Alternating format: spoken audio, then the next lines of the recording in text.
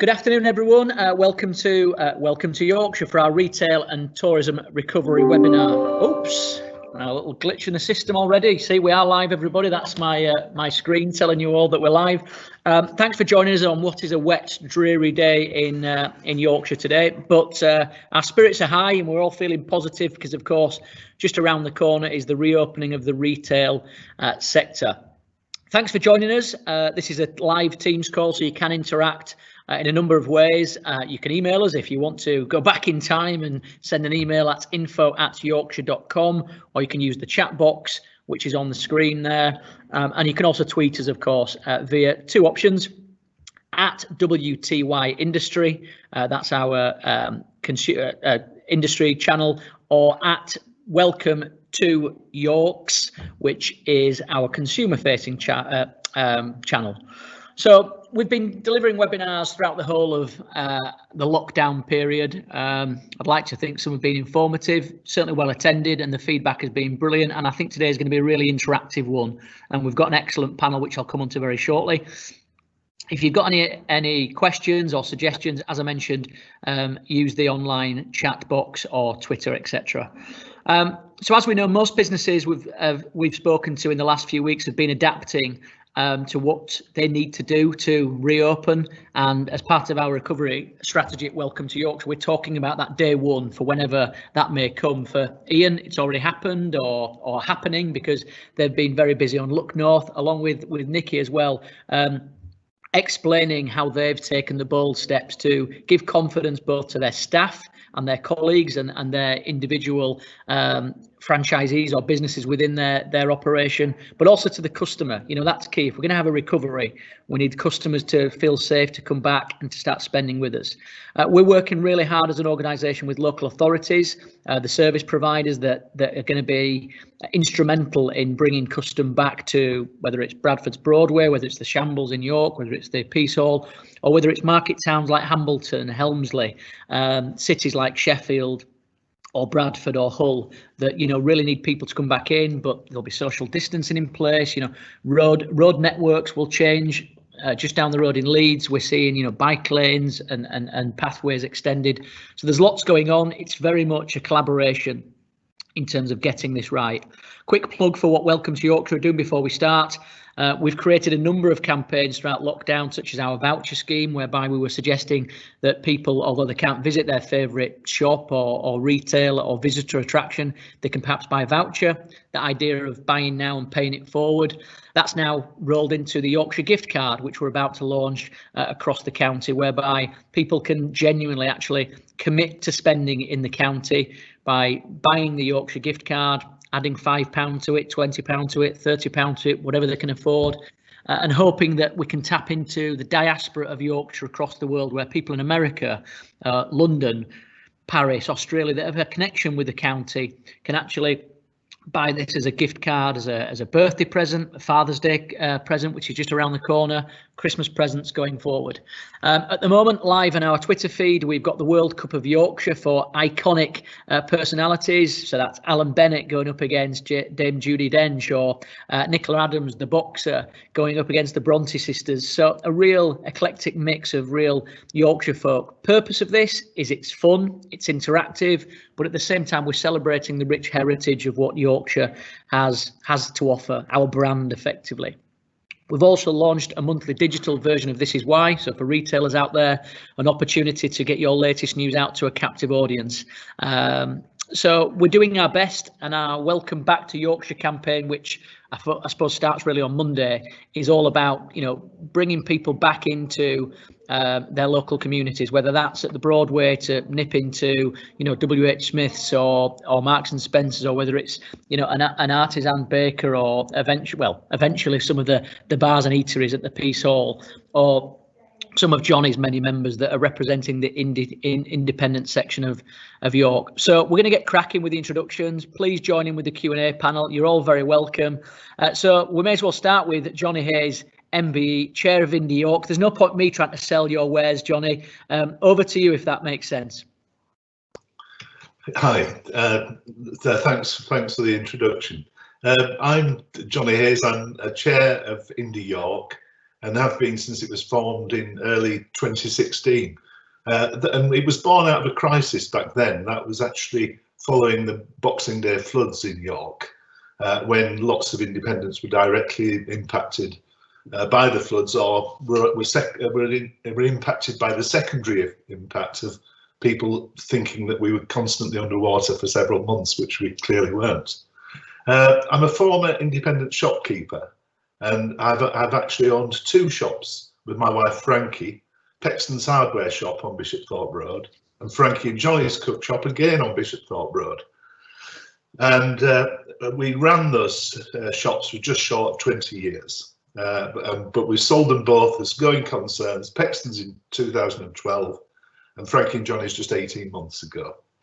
I was the chairman of Bishop Road Traders Association for 7 years, and in 2015 the street won the GB High Streets Award as Britain's best local parade, and also won the overall title winner of winners, and could for that year claim to be Britain's best high street, which is a big claim for a small street.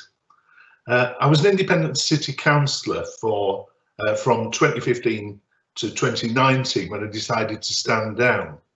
To be quite honest, it was a bit of a mixed bag being a councillor, and but I learned an awful lot about how local authorities work during that time. And much of my work was about trying to create traders associations within the city to give independents in particular a collective voice. And it's Indie York that I particularly want to focus on, and where I feel that independents fit into this whole situation post COVID-19. So as I said, Indie York was born out of a crisis caused by the 2015 flood, and we're a membership organisation. We presently have 210 members, all of whom are independent businesses that trade within the city. And if you're to become a member of Indie York, you have to have a bricks and mortar business. You need to conform to trading standards, and you mustn't have more than 5 branches. And our membership includes stalls on the Shambles Market through to the department store, Brown's department store in York, and Barnett's, 2 of our biggest members. But York is a city of independence, with over 65% of the city's business actually being independently run. Our members are mainly retail, with a large number of cafes, bars, but also galleries, fitness studios, service providers from designers and printers. We have independent bike deliveries and a variety of other different businesses. So, how has the COVID crisis impacted our members? Now, we're still to find out the answer to that, to be frank, because those questions won't be answered until people go back on the 15th of June. A lot of those people have managed to furlough and take on the grants that the government have provided, and that has obviously insulated a lot of those businesses from the major damage that this crisis will almost certainly cause. And particularly for independent businesses, the level of damage to be seen will obviously come out in time. Now, the impact on businesses has sort of come in waves. The first one was, I think, going back into early March, when just before lockdown was called. It was one of basically panic before the furloughing and the grant system were announced. But particularly for cafes and independently run hotels and restaurants, they were the people that felt that sort of sense of worry more than anybody else. Now, although the furlough system and grant system has actually worked for many of those businesses, that there are some stark inequalities and iniquities out there, particularly for those businesses with commercial rates they're in excess of 50,000, because they don't qualify for any of the grants and they've been put in at a huge disadvantage. Now, the key challenge for retailers is still ahead of them, as I say. Now, the essential shops have shown that retail can still operate safely with a combination of screens, masks, hand cleaners and queuing. They've used social media and websites to start selling online or improving what they do online. However, most retailers will not be able to live on this alone. Using deliveries to get goods out to customers is what people have tended to do. But in a city like York, so many hundreds of these small businesses trading side by side, it's going to be hard to know how things are going to work out in the longer term. Safety issues are of course crucial for owners and staff alike, and for customers. And I'm sure that resourceful independents will find a way to make things safe. But the question is, will they be profitable? Now that's the unknown quantity. Indie York over the last 4 months has been doing everything it can to help with advice, passing on information and looking at good practice. Now, during the lockdown, one of the most impressive and selfless things that independents did in York was the group of about a dozen restaurants and cafes that came together to run the Supper Collective. They delivered many hundreds, if not thousands, of healthy cooked meals to people who needed it in the area, and delivered to the hospital for staff working on the COVID wards. Now, we're in the middle of collating a good practice set of ideas, and the City Council have been very good at helping with this. The Council have actually really done a very good series of things in producing a business pack for independent businesses. And I think that both the City Council and York Bid in particular have been particularly good at helping independents in York and have been very, very supportive. Now, for the future, I think that we're going to have to look long and hard at our high streets. We need to support independents in particular. They are more than often very marginal, and those margins can be very quickly eroded. The high street has been in a state of crisis really for a number of years, but this new crisis is both obviously a major concern, but also could be seen as an opportunity for people to look at where they're going next. Wringing our hands is not an option. As an independent, my view has always been that failure is not an option. We'll find a way around this problem and this crisis.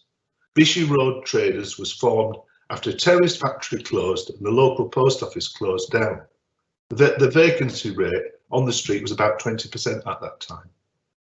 Its prospects were uncertain, and that is where the Bishop Road Traders Association came in. Similarly, Indie York reacted to the floods and set up a community association. I certainly don't have the answers to many of the questions, but I know that one answer is an absolutely crucial one, and that is that we're going to have to work together. We're going to have to market our streets rather than our individual businesses. We're going to have to market our towns and our cities. And that's where you guys come in at. Welcome to Yorkshire. We clearly need you to market us, but we need to work together, and this has to be right across the board. And York, as I say, is a city of independents who are continuing to make history every day. Thank you. Thanks, Johnny. Really appreciate those opening comments, and I've just written down some notes there.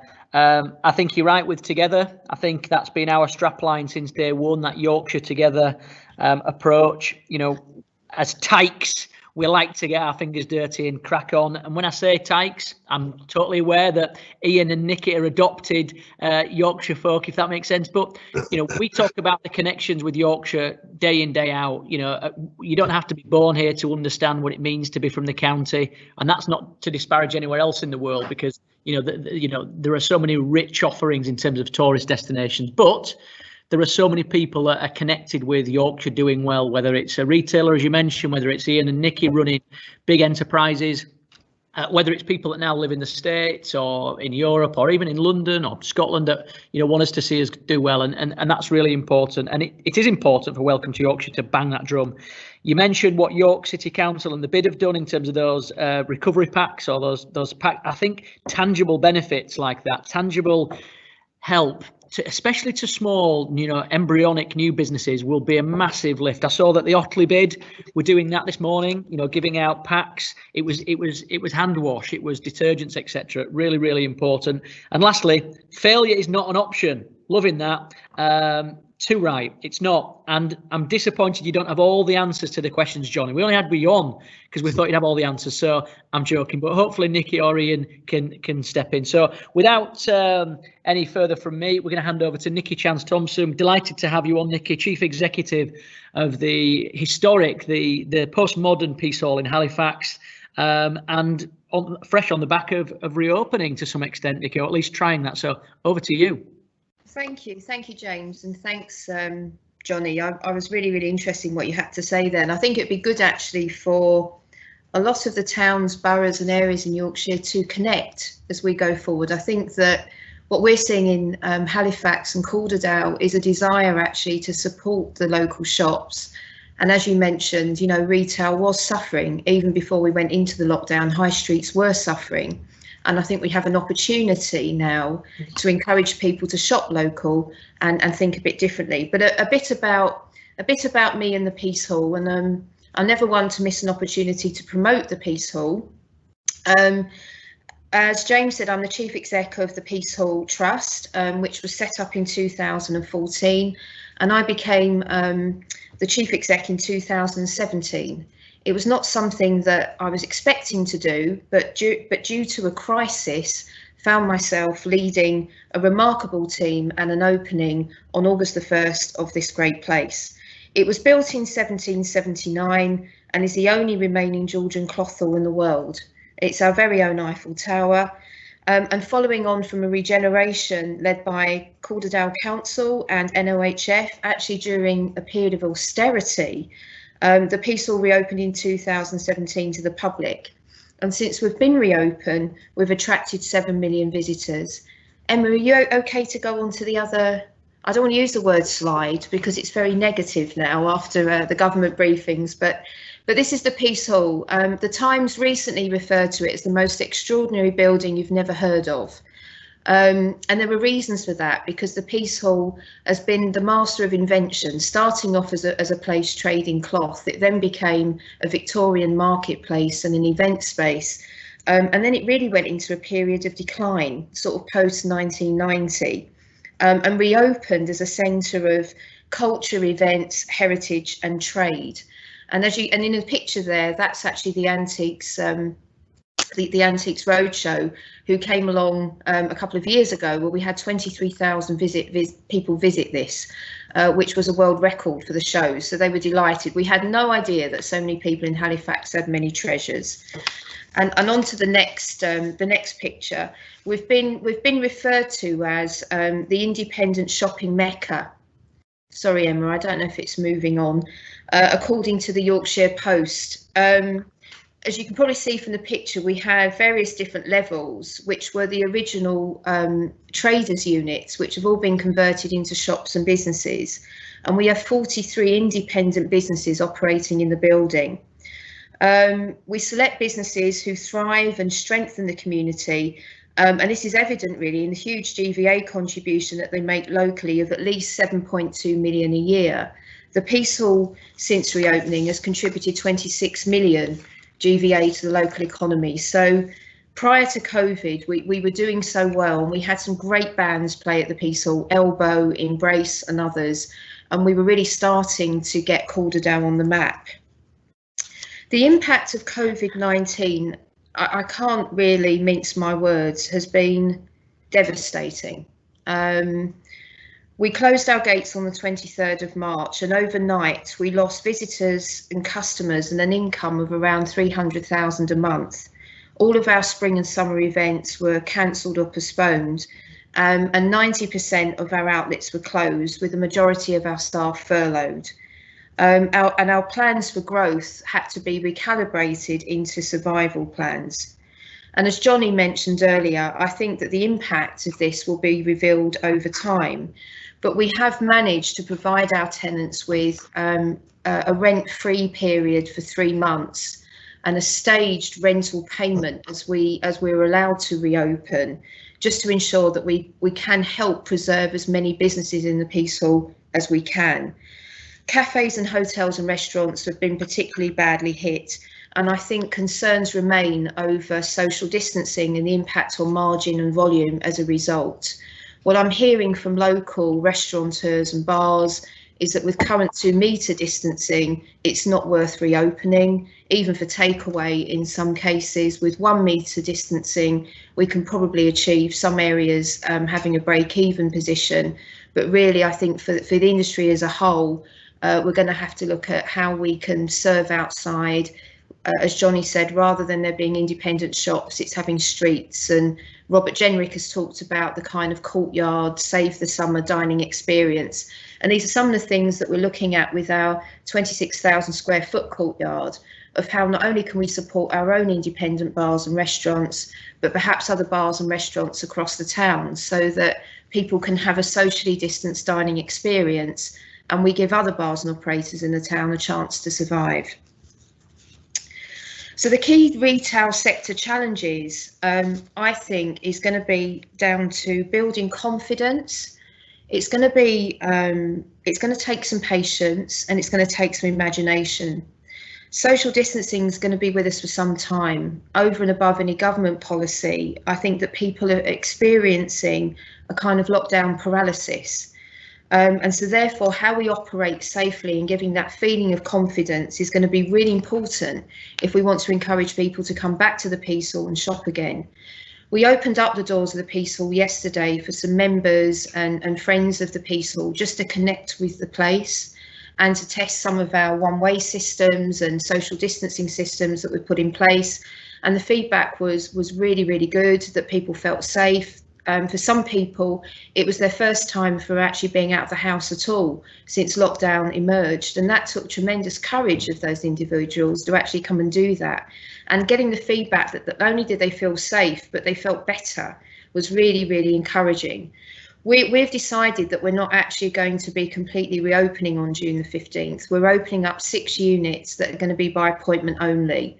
And that's just to really encourage people to A, visit, B, test our systems, and to help our tenants who are actually in very small units to ensure that they can manage social distancing safely. And already Owl's Emporium, one of our kind of vintage antique shops, is reporting a huge number of people that actually want to come in by appointment only. Yorkshire Gallery, similar numbers of people that want to come in there to come and see some arts and crafts. And G's Cakes, who make takeaway cakes, very popular locally, again are actually hearing from audiences that want to come in and take advantage of a takeaway offer. So we're actually going steadily and slowly with our reopening process, with a more full reopening on July the 4th. So emerging from lockdown, as I mentioned, the phased approach is already in play. And the ticketing system that we trialled yesterday, as I mentioned, worked very well, all to build confidence and to ensure that we are certain we can operate the space safely. We've carried out a series of risk assessments with health and safety professionals, drawing on industry guidance to identify systems and communications which promote and embed social distancing. There are regular tannoy announcements to remind people. So the whole kind of safety aspect has been our priority. But we also want people to enjoy themselves. You know, we don't want people to feel that we're being officious in any way, because that really doesn't help people either, or even build confidence. It's more around encouraging people to take personal responsibility, not only for themselves but for others. And for those who perhaps are nervous about the 1 metre distancing, which may or may not come in over the next weeks and months, you know, we're going to make some badges for individuals that say, I still want to observe 2 metres. You know, the feedback from some of the individuals we had yesterday was they're very nervous about 1 metre. They've just got used to 2 metres. So we're going to try some different tools and techniques to encourage people to feel safe and, importantly, emerge out. So really, I think, as Johnny said, I think that I haven't got any I haven't got all of the answers. I haven't got all of the solutions. I think that it's about us all working together collaboratively. We're working very closely with our tenants, looking at ideas and innovation of how we could reopen differently. What's that going to mean for our restaurateurs? What's that going to mean for some of our bars? Already some of my tenants have started to sell goods and services online, which has worked for some of them. Loafers Vinyl, which is vinyl and coffee in particular, have had some really loyal customers who have supported them during this crisis. So we actually look forward to this being a great opportunity to promote the high street, to encourage people to shop local, to support their local businesses. And although it may be difficult to shop and won't be what we're used to, you know, we can move towards that position longer term. You know, we're going to have to learn to live with this virus, respect it, but not live in fear of it. And how we work with people to build confidence and to build that courage to come out again, to understand that when they do come out, they are safe. We are going to work as safely as we can, I think is going to be key to unlocking the spell really that the pandemic's had over us. So I am being realistically optimistic, as my chairman Roger Marsh says. I think we've survived worse. But I actually look forward to working with other towns, other boroughs, to understand how we can make an opportunity out of this. And thank you, James. Well, thank you, Nicky. Some of the points you raised there, we can probably cover off in some of the questions after we've heard from Ian, such as how we can use this as an opportunity for change. So, John, thanks for joining in today. Keith, we've got your question, and Andrew will refer to the Shop Appy opportunity as well that you're rolling out in North Yorkshire. Just before we come to Ian, Nicky, one of the slides was a packed plaza there at the Peace Hall in days gone by. Will we ever see that again? Gut feeling, and we're ever going to see, you know, that many people rubbing shoulders, being in each other's spaces, and as you said, generally enjoying themselves? I think we will. I think we have to. You know, I cannot bear the thought of never seeing a live gig again. That's my personal view, that I would hope we can move towards that again. Some people may not be able to, and I respect that, but I think we will. We've survived worse. I think we will. Okay, and your idea of badges, maybe we can welcome to Yorkshire, going back to your point, Johnny, maybe we can create a list of downloadable digital assets, signs, badges, communications for members to print and look at, print at home and work. Something we'll get our designer onto. He'll be pulling his hair out thinking, James, not more work. Ian, thanks for waiting patiently for the first 25 minutes or so. Busiest man in Bradford, busiest man in showbiz. One of the last times I saw Ian was, I can't remember when it was, I think it was Christmas time, and he'd put on a Sunday evening a live business awards in a shopping centre, which, you know, when he probably suggested it to his colleagues in Bradford, they probably thought it was crackers. But Ian is one of those people who pushes the boundaries and always delivers. So I know this is a massive challenge, Ian, for the Broadway, but one that you were probably not taking in your stride, because that would be disingenuous, because it would have been difficult, but you're tackling it as you do best. Over to you. Yeah, good afternoon, everybody. For those people that don't know myself, I'm Ian Ward. I'm the General Manager of the Broadway, and I'm also the Chair of Bradford Business Improvement District. I guess for a little bit of background knowledge, I've got about 35 years in retail that started in supermarkets. For those people that remember Safeway stores, I was there for about 20 years until Sir Ken came along and bought the business. I then have spent time in Marks and Spencer's. And then gradually moved on to a company called Land Security, which you'll all know because they own White Rose and Trinity as two big schemes.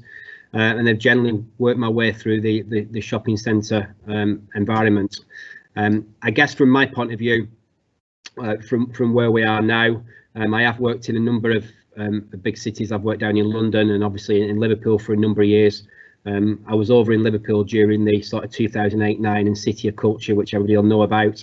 And where Liverpool went following that, and I also was down in London as the Olympic Games sites was being built and the Westfield scheme was being built at the same time. So wide-ranging experience, of which some people might say, well, why did you come to Bradford? I came to Bradford for quite simply that I spent a lot of time where a lot of people have put a lot of effort into me and to get me to where I was in my career, and I saw Bradford as an ample opportunity to kind of put something back in and share a bit of those knowledges in some really big cities. Not that Bradford isn't a big city before I get shot down on that one. But what it realistically happened with Bradford was obviously the Broadway, for those people that know, opened in November 2016, I think it was, or 15. It's been a long few weeks. I was asked to come when it originally opened, but I'll be perfectly honest, I was having a pretty good time in Liverpool, got my feet tucked under the table and my hand in a lot of pies. However, I did kind of say, for my sins, if things don't kind of work out, please get in touch. The call came 4 days after the Broadway opened. So I arrived in March the following year, which was about 3 or 4 months after it opened. I think sort of moving things on to get to the crux of kind of where we are is that I spent 4 years of sheer hard grit in Bradford, working with a lot of people, trying to get people to sort of think, Dave Baldwin used it, who's the chair of the economic partnership, about noses pointing in the same direction. I've talked a lot about jigsaw puzzles and people on buzzes on the same direction. We all have our own little mantras that we follow. But from a Bradford point of view, the Broadway consistently over the last 4 years or more has consistently delivered double-digit growth. Now, the easiest way of explaining that is that at a time where your Liverpool, Leeds and Manchesters were going off into the merry distance, you could quite simply say Bradford was a hole in the ground, because that's kind of what was here for a considerable period of time. So where your Leeds, Manchesters and Liverpools, as an example, have kind of flatlined a little bit over the last few years and have flatlined out a little bit, Bradford has been going off into the merry distance as far as driving footfall and visitors into the city centre. If you then add into the equation the likes of the Bradford Live or the NEC, whatever you want to call it, all the work that was done in City Park and the redevelopment of St George's Hall and the new Darley Street Market and the One City Park business venture that's coming along, Bradford future was looking pretty rosy from my point of view, and it seemed as though a lot of the pieces of the jigsaw were starting to come together. So to walk around a shopping centre on the 3rd week of March and physically see 4 years of my hard work and my team's hard work physically falling apart was probably one of the most demoralising experiences I've had in my 35 years of working in retail. There's nothing quite like seeing shutters coming down on retail doors and people physically walking away upset because they don't necessarily know when they're going to come back. So I guess that's the decision kind of where we were. I spent the last 12 weeks, just like many of you have yourselves, in the background, working from home, getting used to calls like this, getting used to a new way of working, getting used to potentially being that I don't necessarily need to be in Bradford at 6 o'clock at night. I can go and get on the M62 Nightmare at 3 o'clock in the afternoon, get home and probably do a Zoom call sat at my house over in over in Lancashire, which I have got in, but yes, I am over in Yorkshire. I get that. So where are we then? Well, you know, from the Broadway point of view, for those people that keep closer to what we've been doing, we've been doing a massive pieces of work on what the Broadway was going to look like on Monday. We all knew that Monday would come at some point. We were pretty quick off the mark, realising what we needed to put in place and how we needed to react.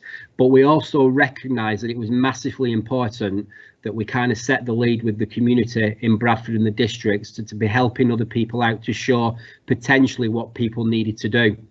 I think there is a little bit, and it will be interesting to see what does happen on Monday, but there are a number of people that potentially think the gloves are off on Monday, retail's back open, hey, let's get out there. Well, yes, we can get out there and we look forward to welcoming everybody back, and you will have heard this quite a lot, but Monday will be a new normal, and that new normal may be with us for a significant period of time.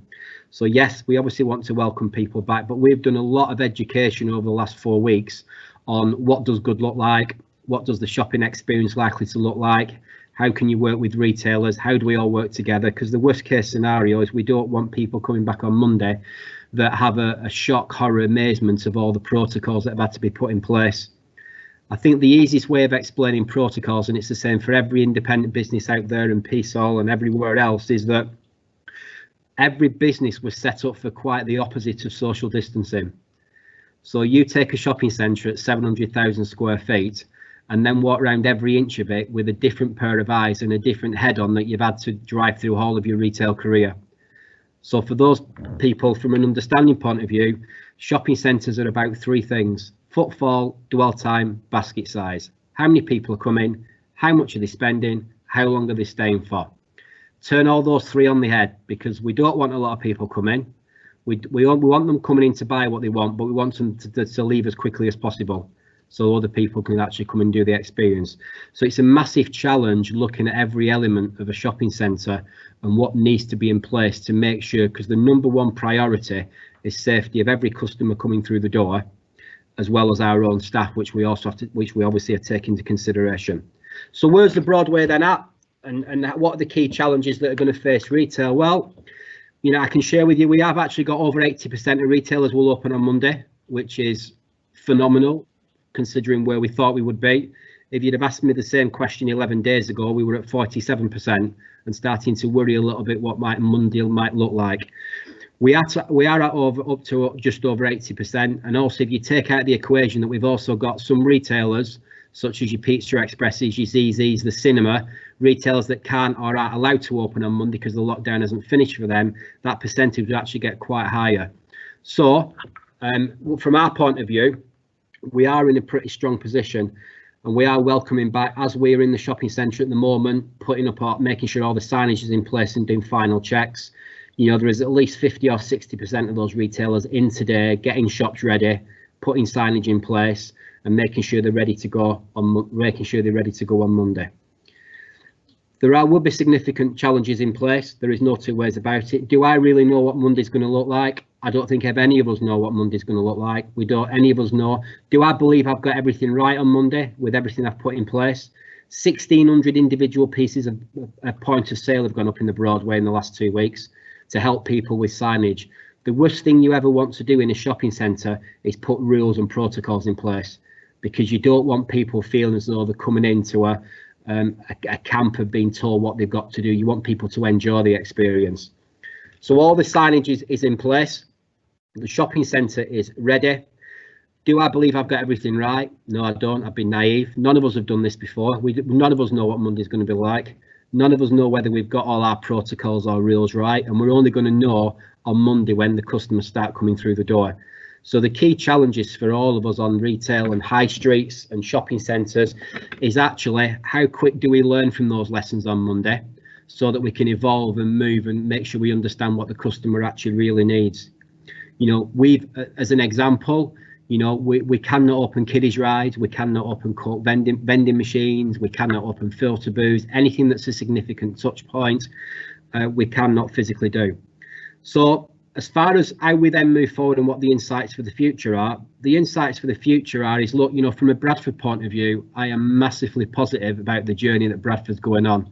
I think the biggest catastrophic experience for Bradford is potentially what did happen 12 weeks ago, because it kind of took us off that, and we've got to get back on that. You know, people, you know, whether you call it bouncing back or whatever it is, I firmly believe that Bradford as a district, through strong leadership through Susan and Kirsten, is actually stronger placed than a lot of cities across the UK, purely based on the fact that we were already on that upward journey. So from my point of view, Monday is exciting. It's going to be interesting, stood at the doors with my team at 7:30, 8 o'clock in the morning as the retailers start coming back in. It's going to feel a little bit strange. However, what you can be sure of is that Bradford and the high street in Bradford and the redevelopment of Bradford will carry on at a pace, and will come out of it stronger the other side. Thank you, Ian, and thank you, Johnny and Nicky, for your opening comments. Ian, just a quick one again before we open the floor up to all of you. We've seen, you know, Britain's GDP fall by 20.4% in April as the economy has been paralysed. Welcome to Yorkshire. We've seen, I don't want to, well, you know, when people say I don't want to use the phrase green shoots of recovery and then they use it, so I may as well just say I am using that. But we've started to see the recovery in terms of our web stats of people wanting to think about coming back to Yorkshire, and then hopefully eventually we'll encourage them to do it. As you mentioned, you're opening on Monday in this new normal whereby there's going to be, did you say 1,600 new points of sale? Yeah. You know, hand gels probably everywhere, you know, wardens probably there to support, not patrol, but, you know, like the games makers in the Olympics that you mentioned. But at the same time, what,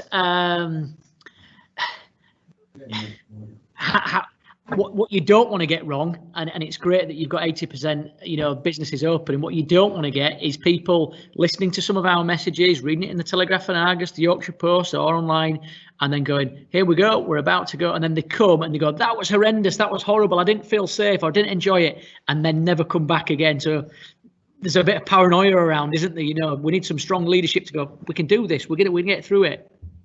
Yeah, there's no two ways about it. I mean, look, there's because we also, you know, I haven't really talked about the retailers in any much detail during that opening gambit. Is that, look, the retailers, you know, a lot of my obviously mainline multiple retailers have had stock sat in their stores for 12 weeks.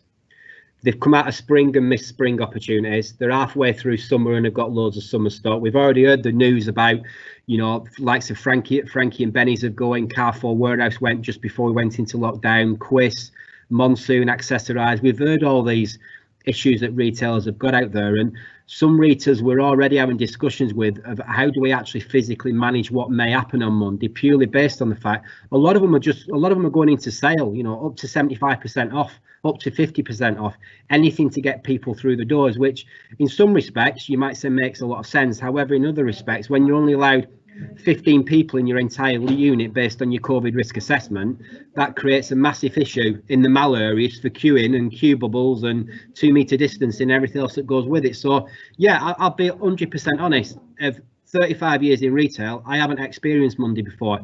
I've experienced what it's like to open a scheme and the buzz and 20,000 people outside and 10,000 people waiting for student lock-in and a festive launch, and you mentioned it earlier, but the retail awards, I've experienced that.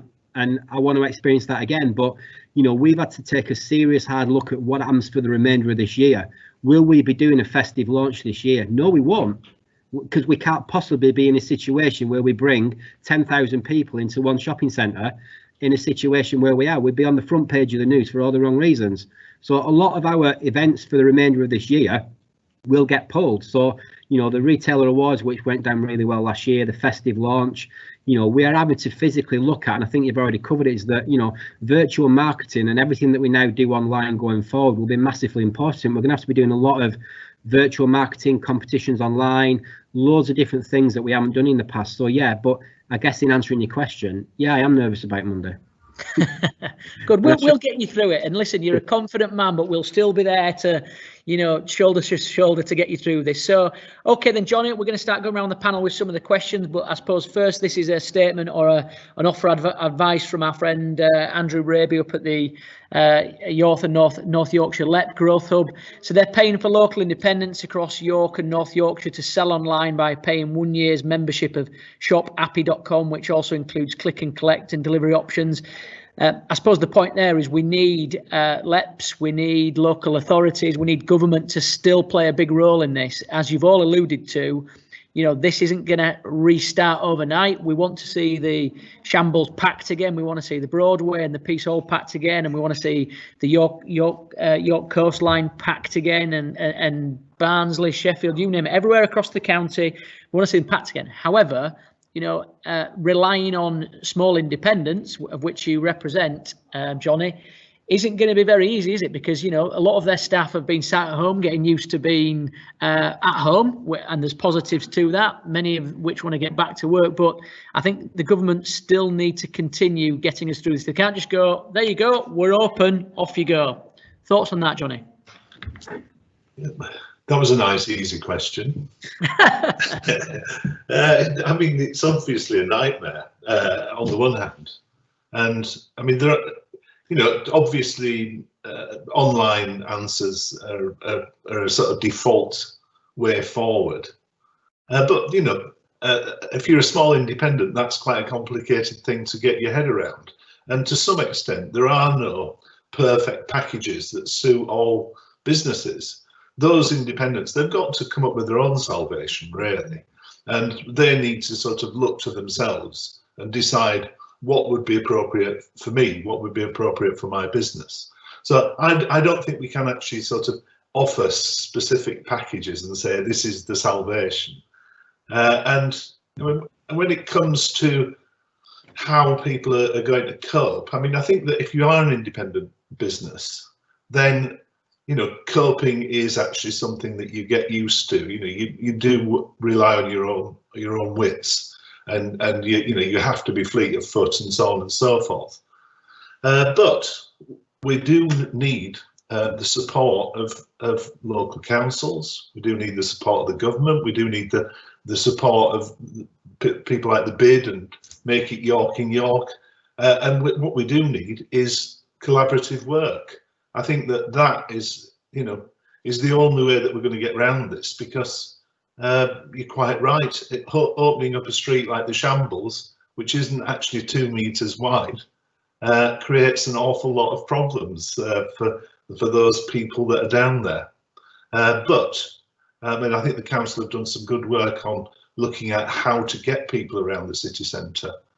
But to a large extent, I think independents tend to find their own salvation, and I think that they're going to have to think long and hard. I mean, one of our main jobs is to try to get people to look at where do I go from here? That's, it's not, there are no simple answers to this, but I think people are going to have to look long and hard at the way their business is operating. And I do think we're going to have to look long and hard at how our high streets are actually set up at the moment. And I think that there are going to be some major changes without a doubt. Johnny, last night there was a post on social media. Oh, Nicky, I think you were involved in the thread. I think it was a guy called Sam who would a restaurateur, it might have been in York as well, who had built specific, sort of pods within his restaurant so that you could go in and enjoy a meal in safety, as it were. I suppose the whole point about a restaurant, not dissimilar to Ian's point about, retailers, you want your restaurant packed. You want people, queuing outside. Equally with theatres, you want sell-out shows.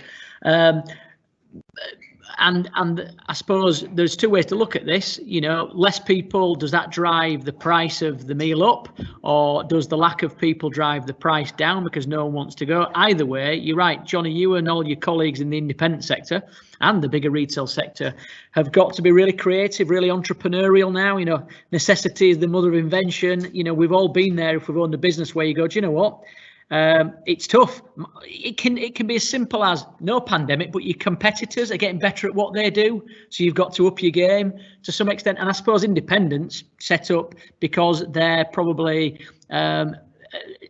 looking at a niche in the market or something that's not on the high street, and they go, we can offer this product. So I suppose they've just got to go again, haven't they, and dig deep.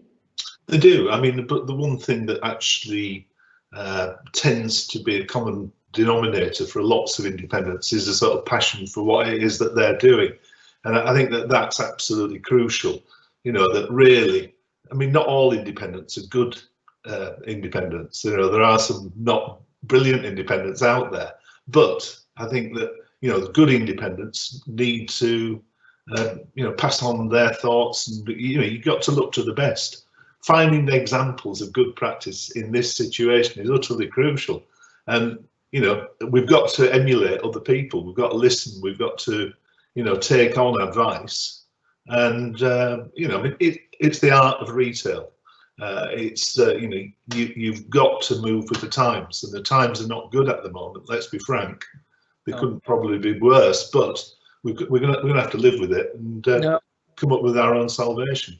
Pinched with pride, Johnny. Pinched with pride. No one's reinventing the wheel here. We're speaking specifically about Yorkshire today, but Visit Scotland are having the same conversation. Well, let's go anywhere around the world. It's going to be different. So, Nicky, Johnny mentioned good, bad in different independents. There's plenty of, let's just say, good at the Peace Hall Independents. Just going back to a point you made earlier, are you the arbiter then on who can open, if that makes sense, or can the independents themselves choose if they want to open on Monday? How's that working? Because you're quite unique in, I suppose, that you're a visitor attraction in your own right for the architectural splendour. I suppose people can use the Peace Hall and not spend any money if they want, and then you've got your independents who want to encourage trade. And then I'll give you a specific question on the back of that as well.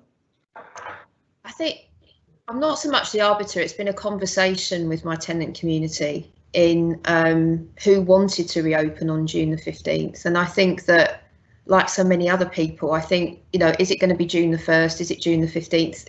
That the announcements have been so quick and quite often I don't know, there's been U-turns and all kinds of things going on. It's been quite a difficult landscape to navigate and say, okay, that's our plan. So for those that wanted to reopen, the only thing I needed to be convinced of, this is on June the 15th, was that they could do it safely and that it wasn't actually going to create any problems for us or for them by doing that. So I didn't want to put them under pressure to reopen. And similarly, I didn't want to feel that they couldn't. And so what we decided together as a community was that it made sense for the businesses that could do appointment only, like we have a jeweler that makes jewelry, we have a fashion designer, we have a antiques vintage shop. It made sense for them to reopen because people would work well on an appointment only basis and not get impatient or expect faster service. The rest of the community, I have to say, were very nervous about opening June the 15th.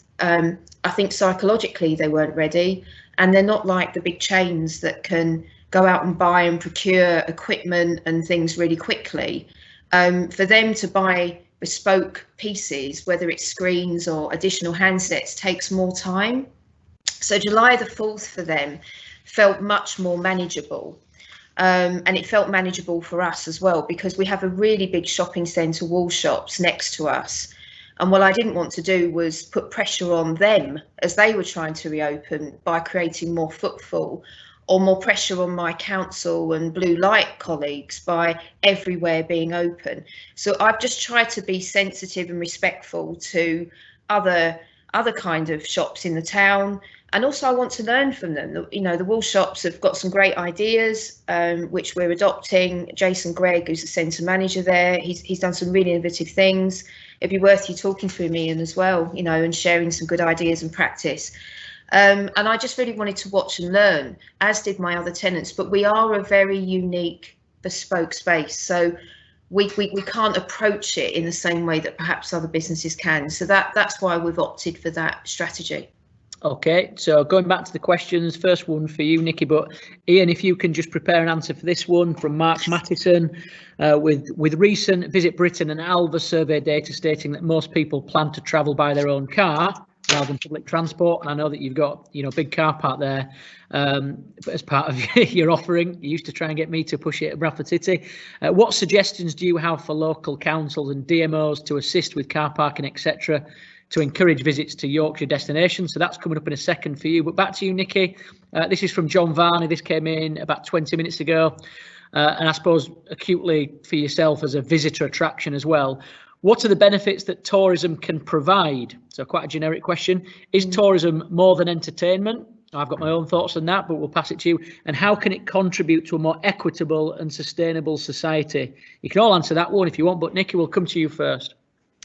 Gosh, those are big questions. I think that tourism is definitely more than entertainment. Tourism isn't always just a holiday. It can be local tourism as well as your holiday tourism. You know, there's lots of elements to it. But I think that what an offer does, whether it's a cultural offer, a heritage offer, is that it gives people a compelling reason to go somewhere and do something. Either it's an interest that they have. I think the challenge for us as Yorkshire, and you and I have discussed this, James, and I had a similar conversation with Susan Briggs a couple of days ago about Dow's tourism. It's what's the story are we telling for Yorkshire now, post COVID? You know, what can we unpack for people? That means if they're coming to the Peace Hall, why wouldn't they go to the York Minster? You know, why wouldn't they go to Bradford? I think we have a real opportunity to create some really interesting narratives around Yorkshire as a whole. Each part of Yorkshire is very different. I say that as someone, you know, as an incomer, married to a Yorkshireman, honorary Yorkshire woman, as opposed to Yorkshire by birth. But I find Yorkshire fascinating because it isn't one thing. It's beautiful in its entirety and interesting, but there's so many different elements to it. And if you're visiting Yorkshire, someone outside coming in, it's quite hard to understand it. So why would I go to West Yorkshire? I understand why I go to the Dales. I understand why, you know, I may go to the Lakes, but I'm not quite sure I'd go to West Yorkshire or South Yorkshire. We know it, but how do you explain that to people coming in? And I think that there are different types of tourism. You know, there's the day trippers, there are those who live here that want to explore the area they're in. And you've mentioned this, James. We have an opportunity through the staycation Although I was advised the other day that could be quite negative, because staycation can mean that's what you do when you haven't got any cash and you're a bit hard up. But the staycation in this context is, how can we really enjoy the beautiful region we're in whilst we're in this position, and how can we support economies to restart as a result of that? And that's where I think that we have a great opportunity, whether it's York the Shambles, whether it's Bradford Shopping Centre, Walshop Shopping Centre, Calderdale as a whole. How can we create a really interesting narrative and story that people can access, that isn't just about shopping? No, it's actually about an experience. And what we find at the Peace Hall is that we picked up a lot of Leeds shoppers, and dare I say it, Ian, don't shoot me, Bradford shoppers, because what they found there was experiential. It was more than just shopping. It was visiting history, it was visiting an event, it was listening to music, whatever it may be. And we found that we actually picked up people who've been converted online shoppers who are now coming back into shops. And I think that might answer one of the questions that's coming up later about online shopping. But I think having that experience is key, whether it's through tourism, culture, whatever that entry point is. That's something I think that we've got a chance to capitalise on. So Ian, same point then before we come on to the transport issue, tourism. You mentioned your experience working in Liverpool, and Liverpool, let's be honest, has gone through that period of transition from, I suppose, social unrest and mass unemployment to being European capital culture. Sorry, what is it? Capital of culture, and the boom that I suppose was the Beatles. Initially, that was the hook, but now football teams, the Docklands area. You mentioned your role in other cities that have gone through this transition, and Bradford's going through its own, isn't it, to some extent now? Oh. It's that you're on mute, Ian. That's it. Yeah, definitely. I think. I mean, you just covered it really well in the last answer. But I think, I've always thought that tourism is not just about one thing. Tourism for me is about culture. It's about nighttime economy. It's about leisure. It's the whole package. And I think for too long, we've put different things in different boxes. And actually, if you get it all right and you put the jigsaw piece together, and you get the sell right, then you nail it on every front. Because when people are coming in that are there for tourism, they still want to come out in the evening and enjoy a nice experience, whether it's in a local bar or a local restaurant. They want to know if there's a cinema because there's a latest film on, because they might be there as a family. So I just think sometimes that when we say tourism, we should actually be covering everything. And it's about the full package, and it is, but it's also about joining it all up. So it's about, if you do come to Yorkshire, yes, I can do this in York, I can do this in Leeds, and we can do that in Bradford the following day. So, and I think sometimes, and I think that was one of my big things when I arrived in Bradford, is one of the things that we did really, really well in Liverpool was that all those pieces of the jigsaw were joined together. So when the capital culture came along, there was a big overarching, it was called Marketing Liverpool, I think, at the time. And, we all played a part in marketing Liverpool, but Liverpool was marketed as one major city that had obviously areas around it, even as far out as St Helens and other areas of Merseyside, of how the message was put across. I think it's just massively important that, tourism is massive, and it's massive for Yorkshire, but you need all those other elements to work in. You need the shambles, you need independent retailers, you need all these quirky businesses out there that have people going away and wanting to come back. On that, then, let's move swiftly on towards transport. Before you do, one of our big strap lines going forward is, a Yorkshire for all. Place to visit, that's we're tourism agents. We're a tourism agency, so visit. But actually, if we can crack that nut of attracting people for whatever it is, the single reason why they come to Yorkshire, it might be the coast, the Dales, might be shopping, might be theatre, but actually eventually think, do you know what, I could live here. So when you start thinking about living, you go, well, is there a job? Can I get a job in Yorkshire? Yeah, we need to push the fact that we've got some big brands moving to Yorkshire, big organisations. We need, again, government support to move some of their big offices here. So if you visit, then you could think about living and working, and massive student population, 10 of the biggest universities in the country in Yorkshire. We're actually then building a self-fulfilling prophecy. So we're all tourists on this call. Everyone that's listening is a tourist, because wherever you choose to spend your money, in York, in Bradford, in Halifax, We're all tourists. I've got 2 young kids, so every Friday through till Monday, me and my wife are looking at ways we can entertain them, go out somewhere where we can have a drink, but the kids are happy, encouraged, entertained. So you're right, Yorkshire tourism isn't just that single holidaying. And I don't think anyone does see it that way. But anyway, right then, transport. So that big car park of yours, how many car park spaces have you got? And let's just read the question out again from Matt. It was... recent data from Visit Britain and Alba suggesting people are going to travel in their own car. I think this is a really salient point, especially when we think about going back to work as well. The roads are clog jammed anyway.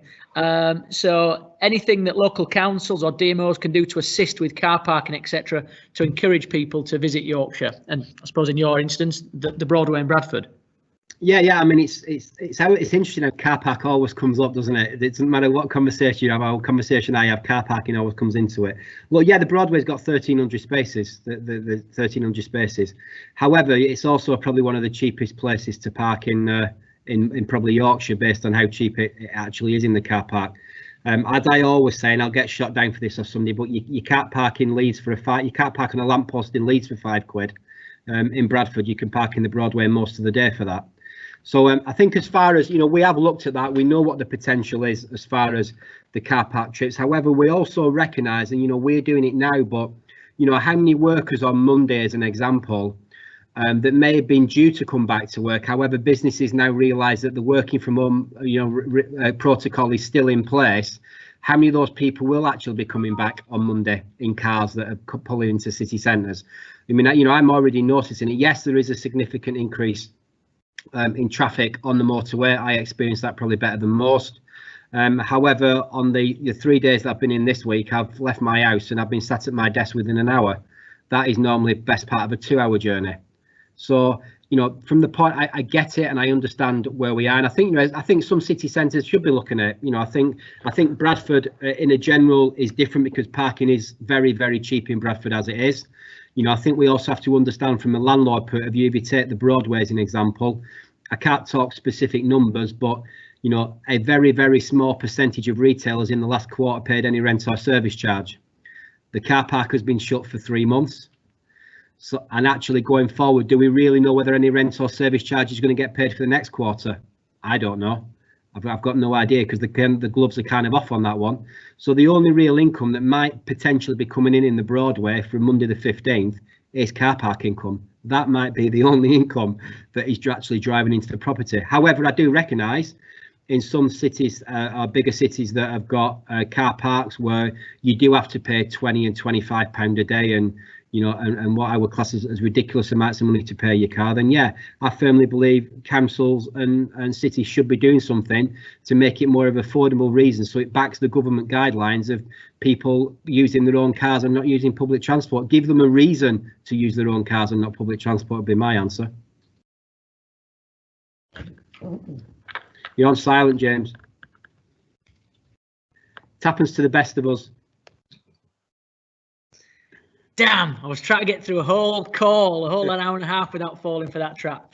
If anyone's wondering what I'm doing when I turn the camera off, I've got a pizza to the side of me that arrived just before I started. It's gone cold. I'm desperate to eat it. So the longer the answers, the better, please. Thank you for all the questions that are coming in. Ian, going back to your point on transport and travel, it's that understanding the whole customer journey, isn't it? You mentioned it's going to be different from your point of view as a retailer.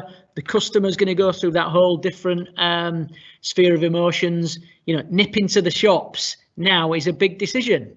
Nip into the shops, you've got to think it's going to take longer. Where do I park? How do I get there? All of this has got to be taken into consideration. Again, if Welcome to Yorkshire can help in terms of, segmenting data, looking at trends. I've got some data that I'll share with you towards the end, and in terms of what we're seeing and how we're seeing people land on our website and what they're looking for. That's really interesting now, what people are looking for compared to what they were looking for a year ago. Right, okay, back to you then, Johnny. We'll go around the house with this one. So how can the current retail experience survive when Amazon and other online retailers are going from strength to strength. So it goes back to Ian's point about, are people going to want to come back and shop if they can get that pair of jeans or pair of trainers, etc. online? Thanks for all the questions, by the way. We will get through them all. So thanks, Mark, for this.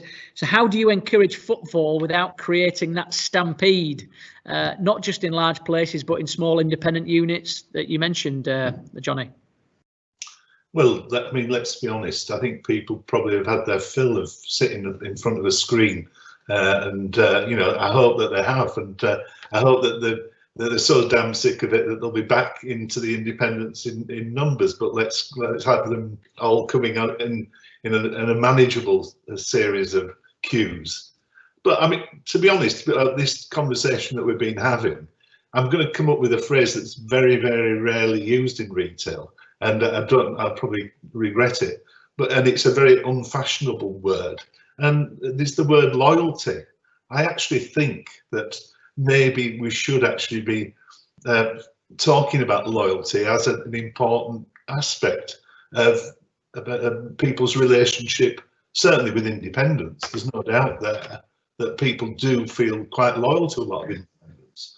I think loyalty to York and loyalty to Halifax and loyalty to Bradford. Oh, by the way, I'm a Bradford lad, so I'm very, very interested in what's going on in Broadway. But I do think that the use it or lose it approach is actually a very important one. And let's be frank, it's a very uneven playing field that we're on with Amazon and the like. And I do think that the government are going to have to look very long and hard at the way that they tax the small shop in a massive way, and really allow Amazon to roam free and pay very little in taxes and so on. So I think that's a message that needs to go back. So loyalty is my key word, and use it or lose it, another one, and get those big Amazons into line is my next view. Yeah, and perhaps restrictions on what Amazon can sell. It was like Asda a few years ago, insurance and everything else. I'm sat not far from someone who in my office has got a long history in retail, so it might come from the other side of the coin. But we want that variety. We want that the artisan trades that we're seeing, Johnny, through what you're doing and what Nicky's doing, and in Bradford City Centre. But also when you go to the Yorkshire Coast now, you want that. Interestingly enough, there was a piece about the Gold Brothers in Edinburgh that was on the BBC website that own, I think, 25 shops on the Royal Mile.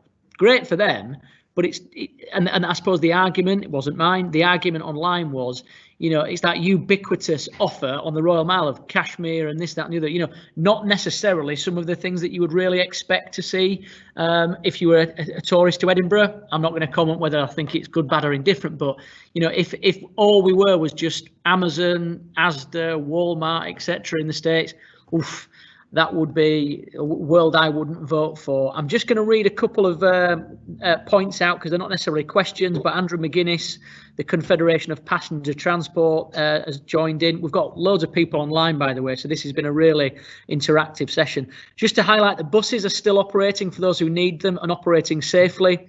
Of course, we mentioned people using the cars. A lot of people don't have the luxury of a car. They use public transport. So as we gradually come out of lockdown, we must make sure that everybody doesn't return to private cars and air quality return to the bad levels. There's always a flip side to everything, isn't there? He goes on to say, on the coach side, the visitor economy, especially in specific areas, is heavily linked to the visitor and leisure economy. So whilst this is not viable or challenging in the short term, there is a huge opportunity for domestic and even regional tourism. We are all interdependent. I think the idea that we're all connected in this is something that lockdown and I suppose the coronavirus has shown, that, we're only as strong as the total sum of our parts to some extent. OK, this is about this is anonymous, but it's good to sense some nervousness from the panel in getting it right with opening up. But I'm listening and feeling confident that we will get it right. That's great, whoever you are. Do the panel feel that this is a concern with regards to safety? I think we've probably covered that in terms of, yeah, I think you're all going into day one. Ian mentioned Monday, but with an element of caution, of concern. Question for you all then here. And again, I think we've done Johnny, so we'll go Nicky, then Ian. what role can we all play in making sure that we're singing from the same hymn sheet? This is a great question because, you know, Welcome to Yorkshire represents the whole of Yorkshire. Well, what is Yorkshire? It's north, south, east and west. And you try to tell me that someone from Sheffield thinks the same as someone from Leeds or York or Scarborough. We don't. The city's divided by football teams. The city's divided by rivers, by politics. So the tourism industry in itself is strong, but very disparate, you know, and there's lots of voices out there. So, Nicky, how do we all sing with one voice? Well, I think we do what we're doing today. We all talk to each other, don't we? I mean, I think sort of prior to the lockdown, we were all involved in our own worlds and our own businesses. And I think we have intentions to collaborate, but often the day job gets in the way and distractions. And I think that now we have a great opportunity, I think I mentioned this earlier, to define that story and accept that we aren't all the same. Each part of Yorkshire isn't the same, but there is a common theme. I think somebody else in one of the questions said the great Yorkshire welcome. You know, the humour, what are the things that we have in common that define us, and what are the things that are different that you might want to go and explore and see? So I think singing from the same hymn sheet is understanding the commonalities. It's giving that same message, which Welcome to Yorkshire do. We are in this together. I think the gift cards that you've got are great. I think that that's another way of encouraging Johnny's point about loyalty, using the gift cards to support independent shops, keeping the money within the Yorkshire economy. But I think it's about talking and all agreeing what it is that we're saying as a region. You know, let's get some people in from east, west, south, North Yorkshire and agree what that message is. I mean, are there some common things, some common collateral that Welcome to Yorkshire can create for all of us? Sorry, Welcome to Yorkshire's designer again. But I think that this mechanism is the way to have that singing from the same hymn sheet. This is the place where we can bring those messages and ensure that we're all kind of joined up. And also embracing the individuality. You know, York is very different to Halifax. Halifax is very different to Bradford. And there are lots of great stories. One thing that does connect us, though, is the wool trade. You know, whether you're in the Dowels or whether you're in Halifax, wool has been a common denominator as part of this landscape for a very long time. So where are the stories that we can tell around that, and the exchange and the great manufacturing and production industries that we had up here, and the great buildings that we've inherited as a result of that? I think there's so much that we're not saying that we could be saying, and I think this is a great opportunity to do that. The wool trade, a thread that can connect us all. There you go. We'll use that one. Sorry, everyone. You can thank Susan Briggs for that. I can't claim ownership of it. She came up with that yesterday, and I thought that was a blinder. Thanks, Susan. Well, listen, those from Bradford know we're the wool city, so we're in tune with that. I'm going to use that. What's that, Ian? I've wrote that down. I'll use that. Which bit? Thread in the wool. Like that. Oh no, let us have that. One of my team tweet it quickly. Own it. Own it. You mentioned the loyalty and the gift card. So Keith, who emailed us at 1:06. We've asked for your email, Keith. We're about to launch the gift card across the county. If you're a current Welcome to Yorkshire member, you'll be aware of this. As Nicky said, it's the aim is simple, to try and lock it in spend. So loyalty, but on a grand scale, Johnny. So it might be a parent buying for their child who's just gone to university in York, so that they can spend it in some of the independents that you represent. It may be a mother and father buying it for their grandchildren at Christmas to use in the Broadway, or it may be, you know, a leaving present from someone in Halifax in an office that they can go and spend at one of the many retailers in the Peace Hall. And it's my opportunity now to say to all of you, get banging the drum with all your independents and say, sign up. It's going to be completely free. Some will really benefit from it, some won't necessarily, and that comes down to your offer. You know, we can only do so much. We can lead the horse to water, but we can't make it drink. That comes back to offer, product, and how you're marketing yourself. But join the party. It's free, and if you go to yorkshire.com or if you tweet us at Welcome to Yorkshire Industry, we'll let you know about that. Ian, coming to you then. This isn't a negative point, but this is a reality. I mentioned that the GDP stats have come out, 20.4% down the economy. A question from, who is it now? I'll get to them in a second. I think it was simply, you know, are you guys, well, I suppose you at the Broadway, and I suppose your tenants, are you in it just to survive, or is there a realistic chance any of you can make a profit this year? Direct question. That's from Mark. Well, I guess it would be wrong for me to comment on individual retailers because I don't know what their bank balances are and how they're driving it forward. But you know what I can say is obviously the landlord for the last 12 weeks has been speaking to many of our 90 retailers and trying to obviously work with them and understand how we drive forward and how we come out the other side. I mean, you know, as far as where the Broadway goes, for those people that understand how shopping centres work, you know, there are three things that get paid to run a shopping centre: a rent, a rates, and a service charge. We all know that the rates are pretty much a rates-free holiday for a year, and we all know that in the last sort of few months there hasn't been very much rent and service charge paid. Now the service charge pays for my salary. It's plain and simple as that. The service charge pays for the whole running of the shopping centre, inside and out, from the beginning of the financial year to the end of the financial year. So, you know, if the question is, are we looking at what our spend is on service charge, then yes, I've got a significant piece of work underway at the moment that's looking at how I take a significant amount of money out of service charge to help and work with retailers for the remainder of the year. You know, a lot of retailers will say, well, for the last 3 months we haven't done anything and we haven't had any facilities because we haven't been there. Well, you know, the shopping centre has got 24-hour security in it, 7 days a week. And likewise, you know, we have had essential retailers trading, so the mall has been open and we have been doing, and some people don't realise, and it's an interesting one, that how many of our retailers thought they could just come back after 12 weeks, turn the lights on and start trading. Well, it's not as simple as that, because they've all got to provide a COVID risk assessment as a starting point under the government guidelines. So that's a challenge in itself. And every one of our retailers will have had to have done a reoccupational checklist to make sure that the unit is safe and ready to physically open up to allow customers in. So, you know, yes, it is a significant piece of work. I can't really answer the question on what retailers are doing out there and how they're managing their own budget lines. However, from a landlord's point of view, you know, working with Revo and, you know, like the bids, and Johnny, my bid manager, working with Northern Bids, we are all looking at how we pull back on certain cost lines to support retailers for the rest of this year. Okay, thanks, Ian. We've got about 13 minutes left, so probably just a question or maybe a short answer to the next couple, and we'll come back to you, Johnny. There's still a bit of time if anyone wants to log in and join us this afternoon, and I think this will be uploaded to our website later on so anyone can catch up. Johnny, last couple of questions then.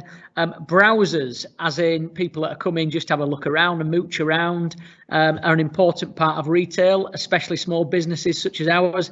I've never owned a retail shop, but I've plenty of time I've been a tyre kicker, so I hope that, you know, they're not scorned upon. But, you know, you want people that are going to part with cash. So how do we manage browsers when we will be adhering to the restrictions in place, 2 metre distance or one person in the shop at a time? You wouldn't necessarily want to shoo people out if, or would we want to shoo people out if someone's wanting to get in to buy? Yeah, I'd not even thought of that. Go on then, Johnny, that's a tough one for you. It's got to be about customer service and managing the message, isn't it? But you can imagine that it's your shop and there's someone outside a regular that wants to spend, and you've got someone picking everything up and turning it over and then walking out. Well, we are in Yorkshire, and let's be honest, you know, your average Yorkshire browser, he's or she's, you know, pretty keen on getting exactly what they want for the price that they want it at. And obviously, if you run an independent shop, you have to cope with whatever comes your way and do it with a smile wherever possible. But it is going to be a problem. You know, the reality is that if you've got a little shop in York and you've got somebody that just wants to idle around for half an hour and you're only letting one person in at a time, it is a problem. And I think we're going to have to develop a means of politely saying to people, well, you know, there are other people outside, and you know, be very grateful if we could all sort of have our turn at this. So it's going to be diplomacy first, I think. Very diplomatic. Come on, Johnny, get off that fence. Right, so last question to all of you, same question, and we'll go Nicky, Ian, and then finish with you, Johnny. Mark's alluded to, you know, the visitor experience changing because of eating venues being slimmed down, consumer nervousness about public transport, etc. Bear with me a second. Laura Johansson from Calderdale, you know, it's clear that we're going to have to be more collaborative to get through this difficult period, especially in the cultural and heritage sector, where they're going to be probably the last to open if we think about theatres. So question for you all, you know, it's going to be tough. It's going to be a real challenge. There's going to have to be lots of collaboration. But what can we look forward to that's going to be better, Nicky? So we're all, I suppose, talking about what's going to change and how things are going to be different. Okay, and different sometimes is bad, depending on how you look at it. But what can we look forward to that's going to be better about the visitor, customer, shopping, retail experience? Gosh, I think for me personally, I don't think I'll take anything for granted ever again. I have to confess with you, I am a shopper. And online's okay, and it's been great during lockdown because I'm in and the deliveries turn up and it's hassle-free. When I'm not in, deliveries are a nightmare. And I found myself going back to shops because I like to browse and I like to have the experience and I like to seek things out. So I think we're going to see a lot of loyalty. I'm certainly seeing that happening in Halifax through people who have supported my independence online with deliveries during this difficult period, with promises that they're going to come back. And I think that we are probably going to be surprised at how many people are going to come back and are going to enjoy the experience of shopping again and being out and about and browsing and doing all the things that we missed. And I don't think we should underestimate that. I know there's quite a lot of fear about being around people and crowds and all of that stuff, which is understandable. But I think that people are actually looking forward to doing some of the things that are normal. And I keep saying we're open for business, but it's not business as usual. It's going to be a different type of experience. I also think that the word you've used is collaboration. Like I said in my previous answer, I think we had good intentions to collaborate and never got round to doing it. I think we have a great opportunity to do just that and actually learn how to work together better and benefit each other better in a more joined up way. But we either take the opportunity now or we don't. I hope that we do. You talked about being a shopper and an online shopper. I reckon I could do a 12-week study on my drinking and shopping habits. We've got a skip. We thought, like everyone, we'd do a bit of home improvements at the start of this, so we ordered a skip before Skip stopped. That was full of glass bottles. I'm not going to suggest what would the content of the glass bottles after 2 weeks, but I'm sure I'm not alone in saying that my consumption of alcohol's gone up.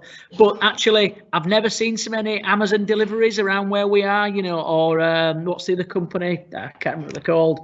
Anyway, just there's brown boxes just littered all around the streets where we live, where people are just getting things delivered and going back, and you know, it is what it is. Ian, what's going to be better about the retail customer experience going forward? I think first of all, I just wanted to mention again, we covered about Amazon early on, but you know, we have Amazon lockers. It's simple. You embrace it. It is as simple as that. You have to embrace it. It ain't going away anytime soon. Amazon will be here. We know they might get taxed a bit more with a bit of luck going forward. However, you know, the Amazon lockers in the Broadway are in the top 5 busiest in the whole of Yorkshire. That tells you all you need to know. But the way I look at that experience is that any person that is coming in to collect from an Amazon locker, they then have an opportunity for 90 other retailers to do whatever else shopping that they want. And that's the simplest way that you have to embrace it from a point of view of how that Amazon situation works. As far as the actual experience goes and the actual question, well, for me, it's a bit of a reset button time. It's a reset button time of all the things that, you know, I remember all the years ago when I started in retail and taught about all my customer service skills and everything I learned at Safeway and how do you give good service and how do you make eye contact with a customer.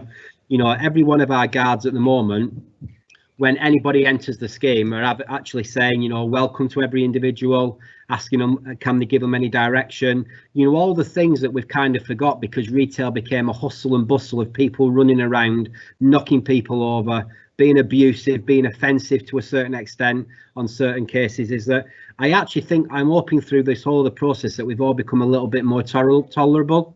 because we'll certainly have to be a bit more tolerable on Monday when people start coming through the doors with one-way systems and queue bubbles and announcements over the tannoys every 15 minutes. So I am really hoping that there's a bit of a reset and people have become a bit more tolerable about the situation that we're in. We all work together, and, you know, we recognise, and, you know, we've said it in the past a lot of the times, you know, as Bradford, I used to say it in Liverpool, you know, Liverpool used to class it, you know, was Liverpool classed as self-pity city because Boris Johnson labelled it after the Hillsborough disaster.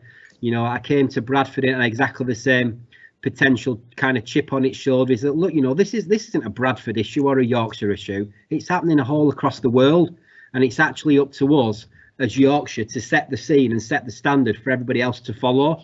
So I hope we reset, but, you know, I hope more important than anything else is that we work together and we actually show that Yorkshire's leading the way. Brilliant. Thank you, Ian. Is it called omni-channeling when you're selling to the same customer but just via different channels, online, in person? Is that a retail phrase now? You've gone well above my head though. I'll ask my wife, she does all the shopping. On the point about what clearly will be better going forward is, I think customers will expect quality in every area, quality assurance that it's safe, quality assurance that, you know, if it's a restaurant, that hygiene standards aren't even questioned.